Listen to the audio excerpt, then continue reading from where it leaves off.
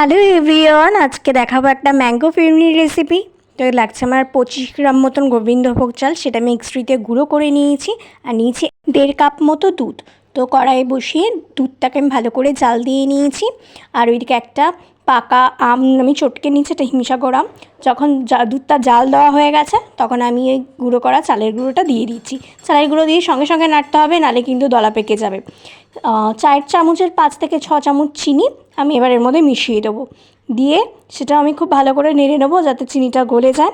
আর ওই যে আমটা যে চটকে রেখেছি ওই আমটা আমি এবার দুধের মধ্যে দিয়ে দেবো। দিয়ে ভালো করে এটাকে নাড়বো।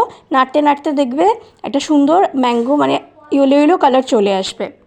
এটাকে প্রায় 5 থেকে 6 মিনিট ভালো করে এরকম নাড়িয়ে নাড়িয়ে জাল দিতে হবে। রান্নার পুরো প্রসেসের সময় কিন্তু আমি গ্যাসের ফ্লেমটা একদম লোতেই রেখেছি।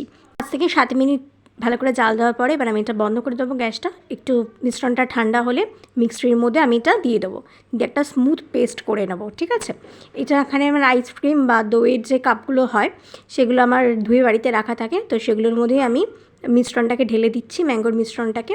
তারপর তার মধ্যে একটা করে কাজু বাদাম দিয়ে দিচ্ছি। তোমরা চাইলে ড্রাই ফ্রুট দিতেই পারো। তো দিয়ে ফ্রিজে 2 থেকে 3 ঘন্টা ঠান্ডা করে সার্ভ করতে পারো। ভিডিওটি ভালো লাগলে লাইক করো, কমেন্ট করে শেয়ার করো। ফলো আর সাবস্ক্রাইব করতে ভুলো না।